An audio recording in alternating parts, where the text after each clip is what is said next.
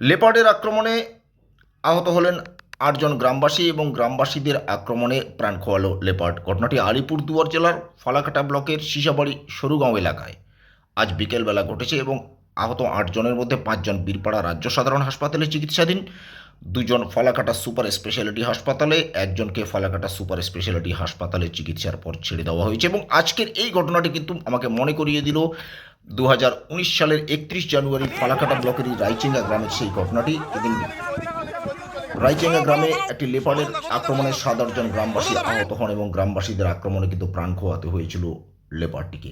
আমাদের এই মাদারিহাট বীরপাড়ার ফালাকাটা ব্লকে কিন্তু বন্যপ্রাণ মানুষ সংঘাত বেড়েই চলেছে। হাতির আক্রমণে কিন্তু প্রায় প্রাণ হারাচ্ছেন মানুষ, তার উপর রয়েছে লেপার্ডের আক্রমণ। এবং মাদারিহাট বীরপাড়া এবং ফালাকাটা ব্লকে ২০১৮ সালের ডিসেম্বর মাস থেকে আজ পর্যন্ত লেপার্ডের আক্রমণে প্রাণ হারিয়েছেন ১১ জন মানুষ। এদের মধ্যে ১০ জন চা বাগানের বাসিন্দা, একজন চা বাগান লাউগা গ্রামের, এবং এই ১১ জনের মধ্যে ৪ জন ফালাকাটা ব্লকের, ৭ জন মাদারিহাট বীরপাড়া ব্লকের। লেপার্ড থাকতে পছন্দ করে সাধারণত চা বাগান এলাকায়। চা বাগানের স্যাঁতস্যাঁতে নালা ঝোপঝাড় এদের পছন্দ। এই মুহূর্তে চা বাগানে কিন্তু গাছ ছাঁটাই চলছে, ফলে কিন্তু আশ্রয় হারিয়েছে লেপার্ডগুলি, ফলে আক্রমণের সম্ভাবনা বেড়েছে, যেটা কয়েকদিন আগেই আমরা উত্তরবঙ্গ সংবাদে তুলে ধরেছিলাম যে লেপার্ডের আক্রমণের সম্ভাবনা কিন্তু বাড়লো। আজ কিন্তু সেটাই হলো। তবে দুশ্চিন্তার বিষয় যে এই সংঘাতের শেষ কোথায়।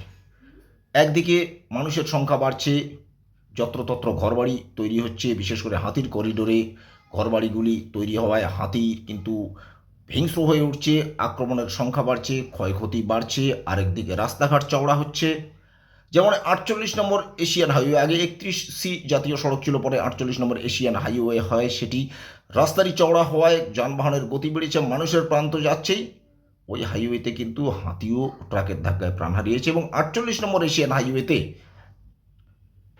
গত বছরের ৬ আগস্ট পর্যন্ত এই ৭ বছরে ৫টি লেপার্ডের মৃত্যু হয়েছে গাড়ির ধাক্কায়, অর্থাৎ ২০১৮ সাল থেকে বলছি আমি। আর ২০১৮ সাল থেকে আজ পর্যন্ত ১৭ নম্বর জাতীয় সড়ক, অর্থাৎ ফালাকাটা বীরপাড়া যে সড়কটি রয়েছে, সেই সড়কে কিন্তু গাড়ির ধাক্কায় ২টি লেপার্ড প্রাণ হারিয়েছে।